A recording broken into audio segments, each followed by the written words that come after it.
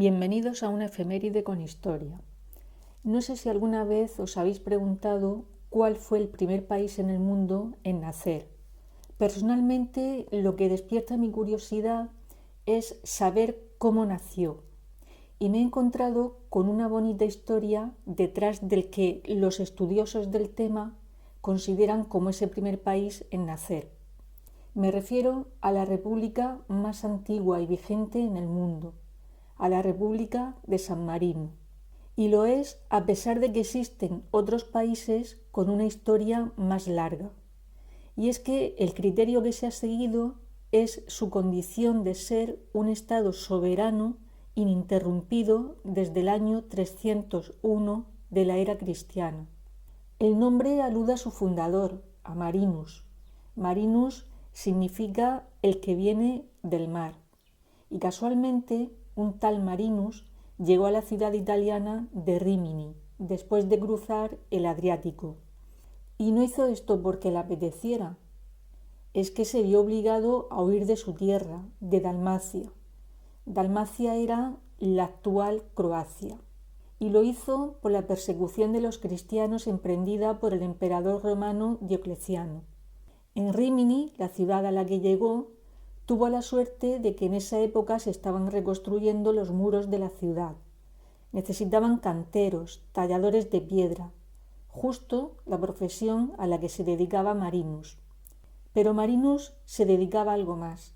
En su tiempo libre consiguió la conversión al cristianismo de muchos de los habitantes de la ciudad. Allí permaneció 12 años. La tranquilidad de esos años se rompió cuando llegó a la ciudad una mujer proveniente de Dalmacia. Esta mujer aseguró ser su esposa, algo que negaba Marino. Ella usó sus mejores armas para seducirlo, pero todo fue inútil. Despechada, acudió a las autoridades romanas. Marino se vio obligado a abandonar Rímini y se ocultó en la llamada cueva de la Valdeserona. Allí consiguió la tranquilidad que necesitaba hasta que fue descubierto por unos pastores. Esos pastores difundieron que Marino se hallaba en esa cueva. Esto llegó a oídos de la mujer que decía ser su esposa y volvió a intentarlo con Marino. Pero Marino seguía en sus 13 y cuando la vio venir se encerró en su refugio sin comida durante 6 días. La mujer debió de pensar que había ido demasiado lejos en su pretensión, así es que se volvió a Rímini. Allí recapacitó y confesó haber actuado contra un cristiano. Cuando Marino se enteró, salió de su refugio, pero ya no volvió a Rímini. Subió al monte Titano y allí se construyó una pequeña celda y una iglesia dedicada a San Pedro Apóstol. Pero Marino vuelve a tener problemas, esta vez con un joven llamado Verissimo. Esta persona era hijo de la dueña de la tierra donde se alzaba la montaña Titano.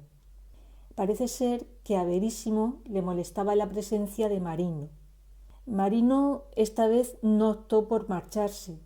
Lo que hizo fue pedir al Señor, y digo Señor con mayúscula, que mantuviera al joven bajo control.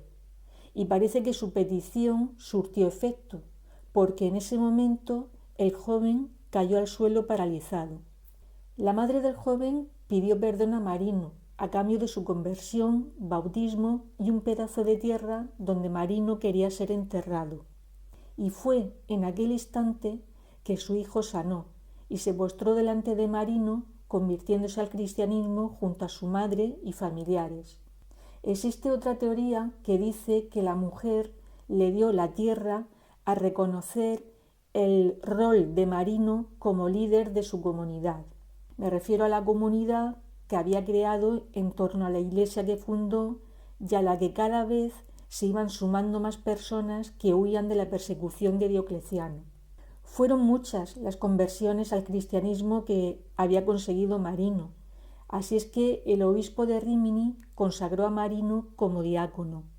Su vida terminó a los 90 años y lo hizo en su celda en el monte Titano, donde se había dedicado a la oración y al trabajo hasta el día 3 de septiembre del año 366, día en que falleció. Pero antes de morir, y según cuenta la tradición, Marino llamó a los habitantes del asentamiento y les dijo las siguientes palabras: «Os dejo libres de otros hombres». ¿Pero a qué hombres se refería Marino? Pues al emperador, soberano del Imperio Romano de Occidente, y al Papa, soberano de los estados pontificios. Y estas son las palabras en las que se basan los expertos en el tema para afirmar que aquel asentamiento se mantuvo, por tanto, independiente con un orden político republicano. Su independencia fue proclamada en el año 855 y fue bautizado con el nombre del que en aquella fecha ya era santo, San Marino. El día 3 de septiembre, día en que falleció Marino, se celebra el Día de San Marino, Día de la Independencia y fiesta nacional del país. Y algo muy curioso, y es que en ese día tienen la costumbre de pasear la cabeza intacta del santo por las calles de la ciudad. La mayor parte de los restos del santo se encuentran en la basílica que lleva su nombre y que se edificó sobre la antigua iglesia. Digo la mayor parte porque algunas de sus reliquias fueron donadas al lugar donde nació. Ya hemos visto la forma tan peculiar en que nació este país, pero su originalidad no termina ahí, y no me refiero a sus tan solo 60 kilómetros cuadrados de extensión. Me refiero a que en San Marino no existen los presidentes de gobierno. Allí gobiernan los llamados capitanes regentes, y la diferencia no está solamente en el nombre. Es que el poder es compartido a la vez por dos personas, y además esas personas son de partidos políticos distintos. También es sorprendente la duración del mandato, porque tan solo es por un periodo de 6 meses. Este sistema de gobierno no se ha implantado recientemente. Os sorprenderá saber que se estableció por primera vez en el año 1243. Anterior a ese momento, la República era gobernada por una asamblea integrada por todos los cabezas de familia. Es normal que los países a lo largo de su historia hayan sufrido invasiones, y San Marino en este aspecto no iba a ser distinto. En el siglo XVI fue invadido por Cesare Borgia y en el siglo XVIII por Giulio Alberoni. También fue el escenario bélico de una batalla entre alemanes y británicos, la llamada Batalla de San Marino, que tuvo lugar durante la Segunda Guerra Mundial. Al principio comenté que San Marino es la república más antigua y vigente en el mundo, que ha funcionado como tal de forma ininterrumpida desde el año 301 de la era cristiana. Bien, pues esto quiere decir que también consiguió mantenerse al margen del proceso de unificación italiana, y lo consiguió con la firma de un tratado de amistad con ese país. Todo esto le ha valido el elogio de grandes figuras de la historia, como fue el caso de Napoleón. Según el historiador Werther Casali, existen documentos de cuando Napoleón era joven.